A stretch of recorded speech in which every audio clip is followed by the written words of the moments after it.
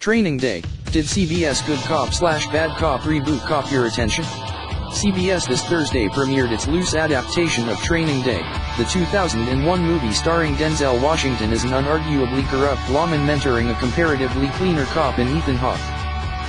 Picking up 15 years after the events of the feature film, CBS tells us, the TV reboot stars Bill Paxton, Big Love, as Detective Frank Roark, the maverick head of the LAPD's Special Investigation Section. Justin Cornwell in turn plays Kyle Craig, a golden boy cop who, fresh off a heroic public rescue, is tasked by Deputy Chief Lockhart, Mary Ann Jean-Baptiste, with posing as Frank's trainee and then reporting on his legendary, off-book methods.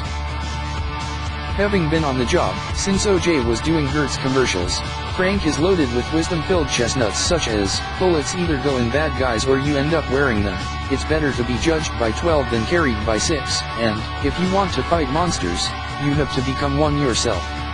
He got that last one from his teammate Rebecca's sister Talia, apparently.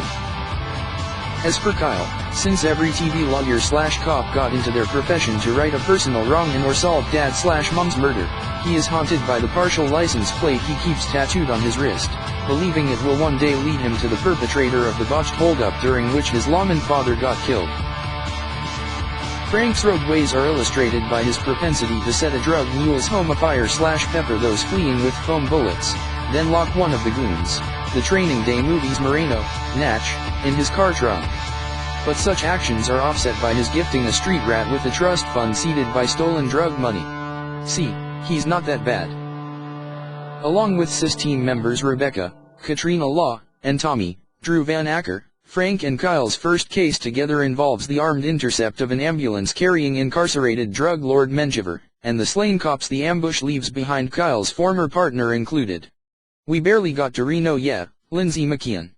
As SIS dives into their investigation, which includes rooting out Menjivar's rival, Rios, we meet along the way Hollywood Madam, Holly Butler, Julie Benz, with whom Frank is in a relationship, and Kyle's wife Alice, Lex Scott Davis.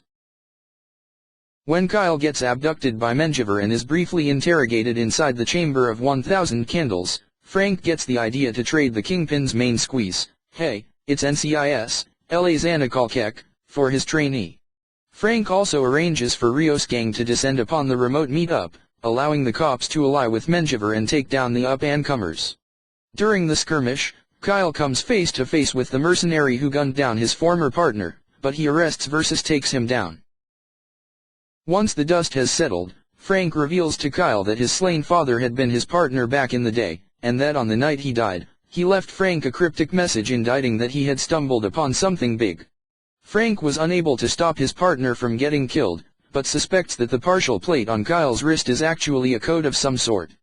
And in fact the letters and numbers to a Bible verse which points Kyle to a spot in a community garden where his dad buried a key, but to what?